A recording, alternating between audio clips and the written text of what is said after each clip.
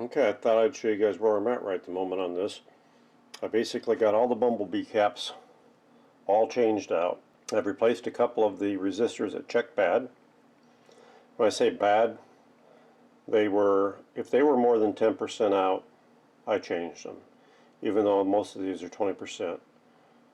Because I've got better resistors, why not just put them in there? Make it be as good as it can be. What I'm getting ready to do right now is pull these two ceramic caps out, which are fine, but they're not safety caps most likely, and they're on the line, they're, you know, across the line to ground. So I've got a couple of Y safety caps here I'm going to put in there. I'm also going to put a new line cord in. The line cord that was in here was all soft and not brittle, but it's all cracked and the wires are exposed right there. I guess I got lucky when I powered it up. I didn't have a short right there. But anyway, and then I've got to put my two electrolytics, my 247s I'm going to put in here. I think I'm going to leave this existing cap in here just for the sake of the fact that it was here. It won't be hooked up. It'll just be so if anybody ever gets in there in the future after I'm dead, they'll see that that's what it was and all that. Anyway, so anyway, let me do that. I still, once I get everything, when I get the components changed out and new cord on it, I'm going to leave the Selenium Rectifier hooked up long enough to take some voltage checks. So we'll do that when I come back. Okay, so what we got going on here right now is I've got a new polarized line cord that I installed. I've got my two Y safety caps in place, and I've tacked in two 47 microfarad electrolytics to make up for the two 40s that were in here. I've still got the Selenium Rectifier in there as well. So what you see on the meter right now is the DC voltage that is getting produced through the Selenium Rectifier for the system based on my household current right now that is coming into the device, which is 127 volts AC. So I'm getting 127 volts AC that's producing this 132-ish, 131, 132.5-ish number. Now, I'm sure my household current's probably going to vary a little bit just because of things that are running, things that aren't running. But right now, when I measured it, I'm getting 127. So what I need to do is make sure that when I put my diode in there to replace the Selenium Rectifier, I'll be using, I think, a 1 in 34, I think is what I'm planning on doing. So what I'll be doing is removing the Selenium Rectifier, putting a terminal strip in that spot, and then I'll wind up mounting the resistor that I use, as well as the two electrolytic capacitors to it, and then that'll be the replacement for the Selenium Rectifier, because that diode is going to flow better, pass more current than the Selenium Rectifier does. So I'll have to reduce it using a resistor. So that's what I'm in the process of doing. Now I'm going to figure that all out. Okay, so let me show you what I got going on here. When I checked my voltage before, and I was checking, we can look at my schematic here, I was checking right here at the junction of the Selenium Rectifier and the C23 40 microfarad capacitor. I was getting like 132, I think it was 132 volts. So typically when you're going to get rid of your Selenium rectifier, you need to use a silicone diode and a resistor, like a power resistor, to keep the voltage, or get the voltage where you want it to be, because the silicone diode does not have as much resistance in it and will flow more current and more voltage. So you typically have to use a resistor. I decided to go ahead and just hook it up without a resistor in it and see what we got.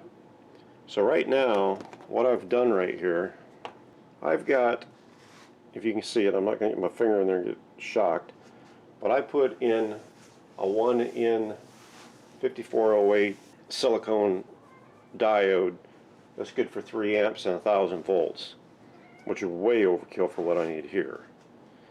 But I felt better with doing a 3 amp. I could have done a 1N007, 1N4007, I forget the exact number, for the same 1000 volts, but it was only good for 1 amp, and which should have been plenty for this too. But I just decided I had the bigger one. I just went with the bigger one. Using that without the resistor, you can see I'm getting 143.3 volts. Now it's lower than the 150 that's being called out, but that's better than the 132 that we had with the Selenium Rectifier. And I don't have to use a power resistor. So I'm glad that I checked this without it, because I was going to, start playing around with resistors, and I thought, well, let's just see what we got without it first. If I check on the back side, it's 135. I'll be less than that, I'm sure, too. But without a resistor, and it's doing better than it was before, this is the way I'm going to go. Let me move this to the back side of the resistor. Do it without getting bit. There we go. Yeah, see, we're at 126.4, so it's about 9 volts lower than what it's saying on the print, and I'm about 6 volts low on that. But that's pretty much going straight through with no resistor. That is going through with no resistor, so that's why I'm going to run it. I'm going to go ahead and get this thing put together permanently, and I'll come back. Okay, so let's see what we got going on here. I got this all buttoned up, so what I wound up doing is right here where they have the 1000 ohm 1 watt resistor that drops this voltage from the 150 right here to the 135. I changed that resistor, and I wound up, I substituted, I put the 860 in there to start with, which is what, so then I decided to try a 470. The 470 actually did a pretty good job. It dropped that voltage, or took this voltage on up, basically I should say, to about 135.8, but I was a little nervous about it being high, so I went ahead and changed it to a 560 ohm, and when I put the 560 ohm in it, it took it to about 133, right at 134, and I decided that was perfect. Let me show you what we got here. I've got my silicone diode and the terminal strip, and obviously the C23 capacitor electrolytic right there. That's the 560 ohm 1 watt resistor there. This is the other cap, C24. Now it probably would have been cleaner for me to put another terminal strip in here, or I should have probably used the 5 terminal strip that I originally had in here, but I was getting nervous about it being too close to this tube. And the fact that I wasn't taking this out anyway, I decided to just leave that in place and stick it right to it, and then in the future anybody gets in there, they can see it's very obvious what I did. But I'm pretty happy with that. So let's go ahead and turn on the meter, get the meter where you guys can see it here. Back you out a little bit, and we'll see what we got here now that I've got it all buttoned up. And yes, I'm not using the MFP right now. It was just easier for me to grab this since I already had it over here. And see what we get. So first we'll go on the higher side of the resistor, the one that's supposed to be 150. And we're at 142.9, let's call it 143. All right, now we'll go to the side that should be the 135. And we're 134. I think that's going to work well. Fill the light so you guys can see it better. I think we got some glare going on there. There we go. 134.1. So that's where I'm going to leave it. I think it looks pretty clean. I think it did a pretty good job with that. So let's come back. So for those of you who are wondering, was I going to fuse this?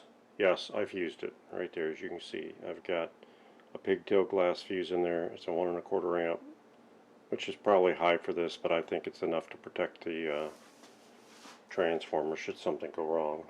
So yes, it's fused. This is done. I think I'm getting ready to button this sucker up.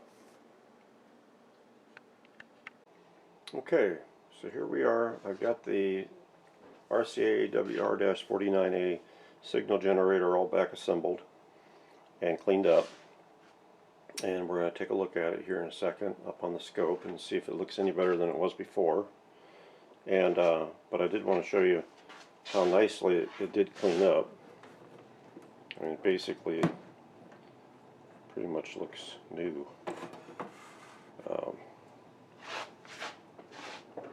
And the knobs all cleaned up real nice. You guys are seeing that. I don't know if you're seeing there or not. Maybe get the light a little bit better on it. But yeah, it cleaned up real nice. Turned out real good. I'm real happy with the appearance of it. And the actual dial, that's all cleaned up. There was yellow on it. That pretty much all came off. So it looks really good. So right now, I've had it warming up for a little bit.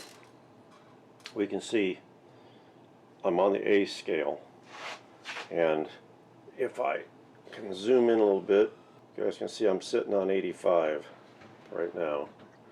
And if I can get you up with that, it's definitely, I mean, it's still got a little bit of a wobble in it, but it's not bad, and it's sitting at 85.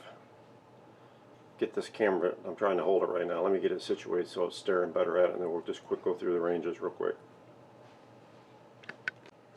Okay, I killed a bunch of my lights so you guys can see the screen better. Okay, so we're on the A scale right now. That's 85. Let me take it up to, I don't know, let's take it up to the top end of it. Let's go up here to 175. Let's see what we get here. 174.47. That's not bad. I'm happy with that. Alright, let's go to the B scale.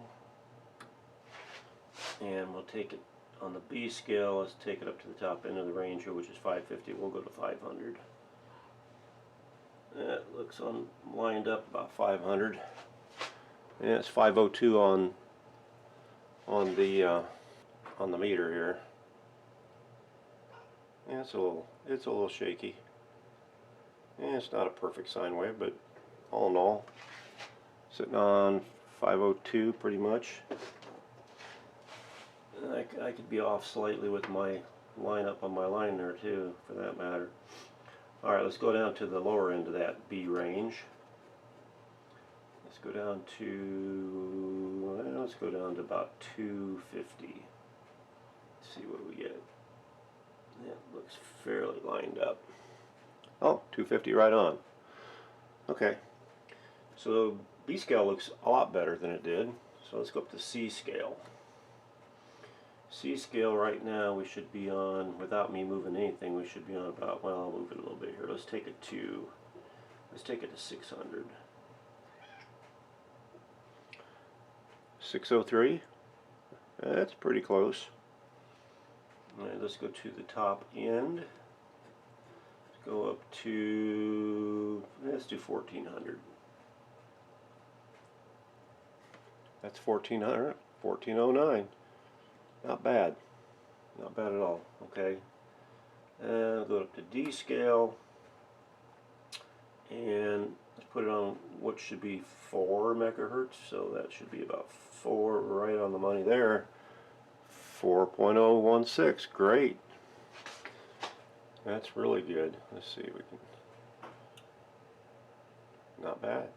Not a bad looking sine wave there at all. Get a run stop on that. Very clean. It looks good. Okay, let's go. Let's see, we're still on the D scale. Let's take it. Let's go this way to 2. Let's go take it to 2 megahertz. See if that works. 2 on my scale. 2.0029. Wow. Okay. All right, let's take it up to the E scale. E scale right now, if I move this on, we should be about 6 right there. What are we up there? 5.72. Okay, so it's off a little bit, at least from a scale standpoint. Yeah. And let's go on up. Let's go to, on the E scale, let's go to 12. 12 should be approximately right there. Yeah, 11.5. It's not real accurate. This does have some adjustment lugs on it, but I don't have any instructions for setting them, so I don't know. Alright, let's take it on up to F. I don't know. F right now should be on like 28. And it's not, it's like on 12. The F might be getting up to where it might not work so hot, and I'm not going to be using this for anything like that. So F scale doesn't look real great, but all in all, I'm pretty happy with that.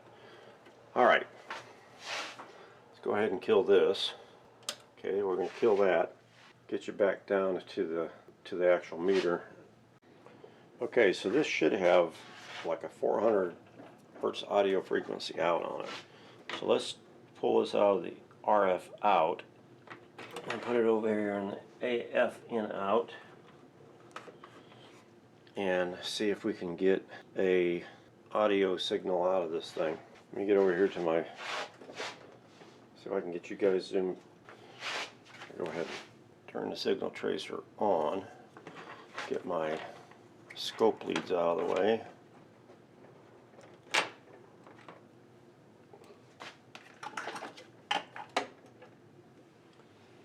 And I'll take my tracer probe here.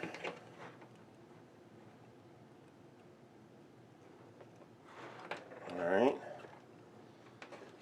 And let's go ahead and turn it on.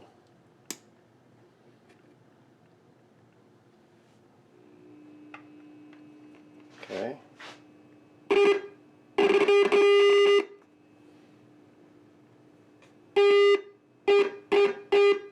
So it's got the 400 megahertz tone on it. I'll show you what I'm doing if I can get this on screen. I've got the end of the lead here.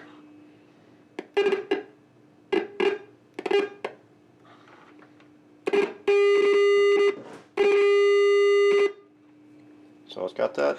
That works. So I would say I'm pretty happy with this old RCA WR-49A signal generator.